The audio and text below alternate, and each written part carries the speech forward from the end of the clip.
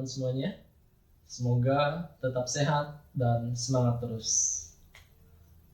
Teman-teman tahu tidak apa itu magnet?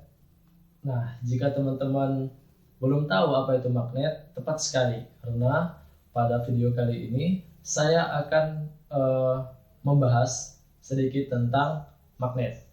Nah, teman-teman, seperti yang sudah kita ketahui bersama bahwa magnet merupakan benda yang dapat menarik suatu benda lain selama benda tersebut masih dalam medan magnet. Nah, apa sih itu medan magnet? Medan magnet itu sendiri merupakan ruang di sekitar magnet yang masih memiliki pengaruh gaya tarik maupun gaya tolak magnet, sehingga gaya tarik magnet yang paling kuat itu berada pada ujung-ujungnya, dan ujung magnet itulah yang disebut dengan kutub magnet. Nah, teman-teman, benda yang dapat ditarik magnet itu ada yang dapat ditarik dengan kuat, ada juga yang hanya dapat ditarik dengan lemah. Nah, oleh karenanya benda itu digolongkan menjadi 3, teman-teman. Yang pertama adalah benda ferromagnetik, kemudian benda paramagnetik, dan satunya lagi adalah benda diamagnetik. Nah, benda ferromagnetik itu sendiri adalah benda yang ditarik oleh magnet seperti besi dan baja. Nah, jadi benda ferromagnetik adalah benda yang ditarik kuat oleh magnet. Kemudian yang kedua adalah benda paramagnetik. Nah, benda paramagnetik ini adalah benda yang ditarik lemah oleh magnet seperti platinum dan tembaga. Kemudian yang ketiga adalah benda diamagnetik. Benda diamagnetik itu adalah benda yang ditolak oleh magnet dengan lemah seperti timah, kemudian aluminium dan emas. Nah, ternyata teman-teman, benda-benda magnetik yang bukan magnet itu ternyata dapat kita jadikan magnet. Bagaimana caranya? Ada 3 cara, teman-teman, yaitu yang pertama adalah dengan cara menggosok, kemudian yang kedua adalah dengan cara induksi, dan yang ketiga adalah dengan arus listrik. Nah, untuk membuktikannya, teman-teman, untuk membuat magnet kita akan melakukan sebuah percobaan. Nah, percobaan yang akan dilakukan ini adalah sebuah percobaan untuk membuat magnet menggunakan arus listrik. Alat-alat yang diperlukan pada percobaan kali ini, yang pertama adalah batu baterai yang besar, kemudian paku, setelah itu kawat,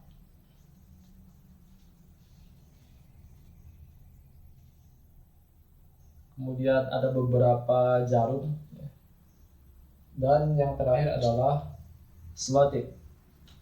Nah, yang pertama kita lakukan, teman-teman, adalah menghubungkan paku dengan kawat. Nah, kita akan melilitkan kawat ke pakunya.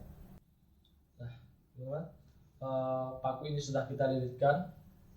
Ya, saya lilit searah jarum jam. Dililit mengelilingi paku tersebut searah jarum jam. Kemudian kita sisakan yang pertama di atas kita sisakan sedikit kawat, kemudian di bawahnya begitu juga. Ya, kedua kawat ini kita gunakan sebagai penghubung ke batu baterai nantinya. Kemudian setelah ini adalah menghubungkan paku yang sudah dililiti kawat ini dengan baterai. Kita rangkai seperti ini, teman-teman. Jadi ujungnya dan ujung bawah ini kita satukan dengan baterai. Yang atas ini disatukan dengan kutub positif baterai, kemudian yang bawah dihubungkan dengan kutub negatif baterai. Nah, kita lapisi dengan selotip, teman-teman, di sininya agar mudah untuk dipegang, agar tidak terlalu panas. Kemudian selanjutnya adalah kita menempelkan ke jarum yang kita bawa tadi.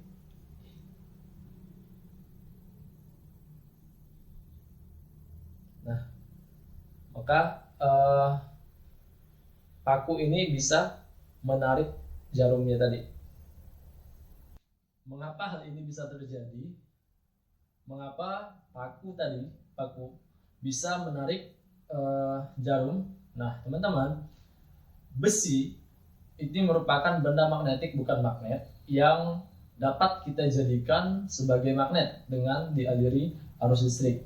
Nah, besi ini kemudian kita lilit dengan kawat yang dihubungkan dengan batu baterai. Tujuannya adalah agar magnet elementer yang berada pada besi, magnet elementer yang berada pada paku ini nantinya akan terpengaruh oleh aliran arus listrik searah atau DC yang dihasilkan oleh batu baterai. Nah, dengan begitu maka besi akan menjadi magnet dan dapat menarik jarum yang berada di dekatnya. Magnet yang demikian dinamakan dengan magnet listrik atau elektromagnet. Elektromagnet ini adalah kumparan berarus listrik yang di dalamnya itu terdapat inti besi, sehingga kekuatan elektromagnetnya itu bergantung pada kuat arus, kemudian jumlah lilitan dan inti besinya. Kemudian kutub yang dihasilkan dari elektromagnet ini bergantung pada arah arus ujung kumparan. Jika arah arus ujung kumparan ini searah dengan jarum jam, maka ujung besi ini adalah kutub selatannya. Sebaliknya, jika arah arus kumparan ini berlawanan arah dengan jarum jam, maka ujung besi ini adalah kutub utaranya. Nah, karena tadi kita melilit paku ini searah dengan jarum jam, maka yang bawah ini adalah kutub selatannya. Teman-teman, tadi sudah saya sampaikan bahwa selain dengan dialiri arus listrik, magnet juga bisa kita buat dengan cara menggosok dan induksi. Membuat besi menjadi magnet dengan cara digosok, ini adalah besi digosokkan dengan salah satu ujung magnet tetap. Kemudian arah gesekannya itu dibuat searah saja. Tujuannya adalah agar arah magnet elementer yang terdapat pada besi itu menjadi teratur dan mengarah ke satu arah saja, sehingga besi bisa menjadi magnet. Kemudian untuk kutub magnetnya itu sendiri itu tergantung pada kutub magnet tetap yang digosokkan. Ujung terakhir yang digosok akan memiliki kutub yang berlawanan dengan kutub magnet tetap yang digosokkan. Kemudian yang terakhir adalah membuat magnet dengan cara induksi. Caranya adalah besi diletakkan di dekat magnet tetap. Nah, magnet elementer yang terdapat pada besi ini akan terpengaruh atau terinduksi magnet tetap yang menyebabkan letaknya teratur dan mengarah ke satu arah saja. Maka besi bisa menjadi magnet. Kemudian ujung besi yang berdekatan dengan kutub magnet tetap itu akan terbentuk kutub yang selalu berlawanan dengan kutub magnet penginduksi. Teman-teman, itulah tadi ketiga cara membuat magnet dan satu percobaan membuat magnet dengan dialiri arus listrik. Nah, perlu teman-teman ketahui juga bahwa besi merupakan benda magnetik yang sangat mudah dijadikan magnet, tapi sifat kemagnetannya itu sendiri mudah hilang, teman-teman. Jadi besi tidak bisa dijadikan sebagai bahan untuk membuat magnet tetap. Nah, untuk membuat magnet tetap, teman-teman, kita perlu menggunakan bahan yang sifat kemagnetannya tidak mudah hilang. Contohnya adalah baja. Baja itu merupakan bahan yang sangat sulit untuk dijadikan magnet. Tetapi ketika dia sudah menjadi magnet, maka sifat kemagnetannya itu tidak akan mudah hilang. Tapi bukan berarti magnet tetap ini akan menjadi magnet selamanya, teman-teman. Sifat kemagnetan pada magnet itu bisa kita hilangkan dengan cara kita panaskan, dipukul, ataupun dialiri dengan arus listrik bolak-balik.